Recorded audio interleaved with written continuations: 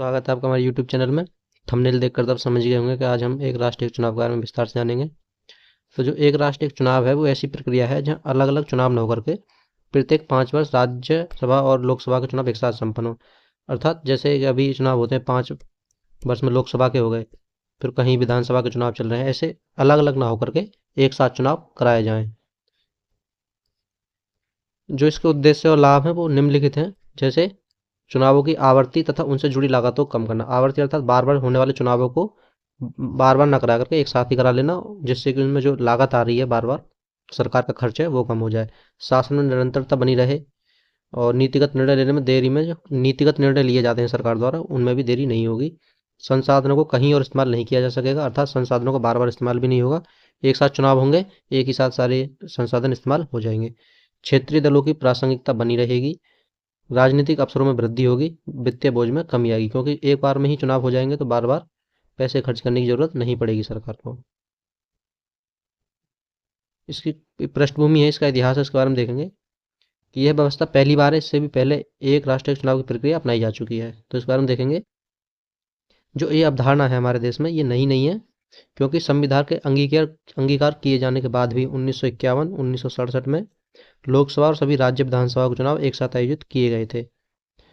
और पहले आम चुनाव जो हुए थे हमारे 1951-52 में वो भी एक साथ किए गए थे। यह परंपरा 1957 1962 और 1967 के 3 आम चुनावों के लिए भी जारी रही। हालांकि कुछ राज्य विधानसभाओं के समय से पहले भंग होने के कारण 1968 और 1969 में एक साथ चुनाव कराने में बाधा आई थी। चौथी लोकसभा 1970 भी समय से पहले भंग कर दी गई थी। फिर 1971 में चुनाव हुए।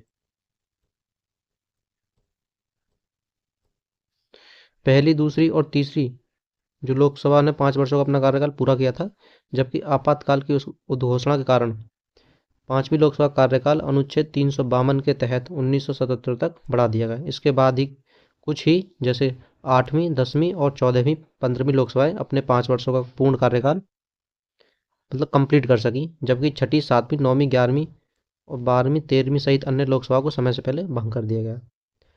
पिछले कुछ वर्षों में राज्य विधानसभा को भी इस तरह की बाधाओं का सामना करना पड़ा है। विधानसभाओं को समय से पहले भंग किया जाना, कार्यकाल की विस्तार, बार बार आने वाली चुनौतियां बन गए हैं। इन घटनाओं ने एक साथ चुनाव के चक्र को अत्यंत बाधित किया है, जिसके कारण देश भर में चुनावी कार्यक्रम बदलाव का मौजूदा स्वरूप सामने आया है। जो हमारा वर्तमान स्वरूप है उसमें 5 वर्ष के बाद चुनाव होते हैं। अलग अलग राज्यों में अलग अलग समय पर चुनाव होते हैं। जो हमारी एक वन नेशन वन इलेक्शन था उसको लेकर एक कमेटी गठित की गई थी, जो हमारे पूर्व राष्ट्रपति हैं रामनाथ कोविंद, उनके नेतृत्व में।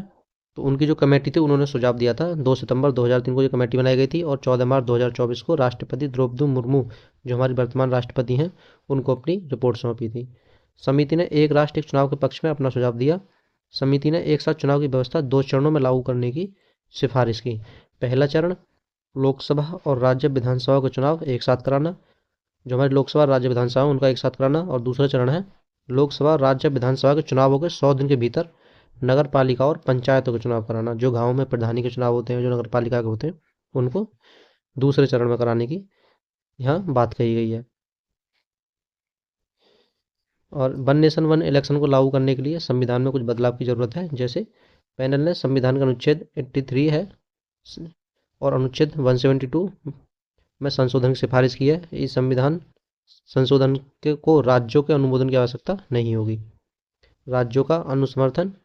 पैनल ने संविधान संशोधन की सिफारिश की, जिसके लिए राज्यों द्वारा अनुसमर्थन की आवश्यकता है।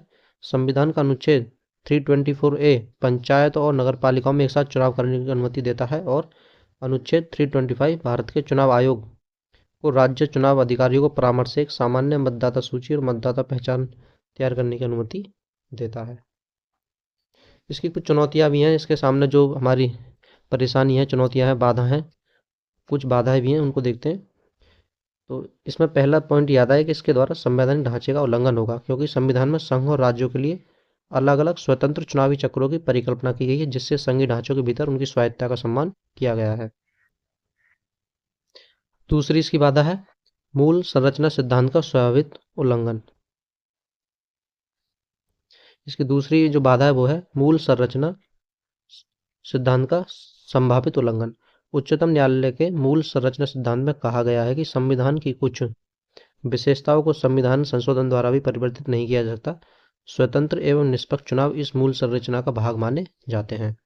एक साथ चुनाव कराने की प्रक्रिया को भारतीय लोकतंत्र के इस मूलभूत पहलू में परिवर्तन के रूप में देखा जा सकता है। इसकी नेक्स्ट जो बाधा है वो है राष्ट्रपति की शक्तियों में कटौती। यह प्रस्ताव अनुच्छेद 85 के अंतर्गत प्रधानमंत्री की सलाह पर लोकसभा को भंग करने की राष्ट्रपति की शक्ति को सीमित कर सकता है, जिससे कार्यपालिका और विधायिका के बीच शक्ति संतुलन में संभावित रूप से परिवर्तन आ सकता है। नेक्स्ट इसकी बाधा है स्थानीय निकाय चुनावों को चुनौतियां। राष्ट्रीय और राज्य चुनावों के 100 दिनों के भीतर स्थानीय निकाय चुनाव कराने का सुझाव जो है नियंत्रित करने वाले राज्य विधानों का टकराव उत्पन्न कर सकता है और इसे सत्ता के केंद्रीकरण के रूप में देखा जा सकता है, जो 73rd और 74th संविधान संशोधन के विपरीत है, जो स्थानीय स्वशासन को सशक्त बनाते हैं। अर्थात कहने का तात्पर्य यह है, जिन स्थानीय निकायों को राज्य विधानसभाओं के द्वारा नियंत्रित किया जाता है उनके साथ इन चुनावों का टकराव होगा और जो शक्ति का विकेंद्रीकरण है उसका संतुलन बिगड़ जाएगा और किसी एक सत्ता के हाथों में शक्ति का केंद्रीकरण होने की संभावना है। इसी वजह से ये वन नेशन वन इलेक्शन का भी सुझाव लाया गया है, ताकि चुनावों को एक साथ संपन्न कराएं और जो क्षेत्रीय संगठन जो क्षेत्रीय दल हैं उनका भी जो संप्रभुता है वो बनी रहे। इसका निष्कर्ष है, एक राष्ट्र एक चुनाव योजना विवादास्पद है और इसे न्यायालय और संसद में चुनौती मिलने की संभावना है। आलोचकों को चिंता है कि इससे चुनावों की निष्पक्षता तथा भारत के संघीय ढांचों पर प्रभाव पड़ सकता है। उनका तर्क ही ऐसे परिवर्तन को भारत के चुनाव आयोग को संभालने चाहिए, ना कि किसी सरकारी समिति को। इस योजना पर चर्चा भारतीय लोकतंत्र के भविष्य के लिए महत्वपूर्ण होगी। राजनीतिक दलों और नागरिकों के लिए यह महत्वपूर्ण है कि वे भारत के विविधतापूर्ण लोकतंत्र पर इस प्रस्तावित परिवर्तन के प्रभाव को सावधानीपूर्वक विचार करें। तो आज का हमारा हो गया वन नेशन वन इलेक्शन। यही इसके कुछ चुनौतियां हैं और इसके कुछ सुझाव भी हैं। और निष्कर्ष के साथ मिलते हैं नेक्स्ट वीडियो में नेक्स्ट टॉपिक के साथ।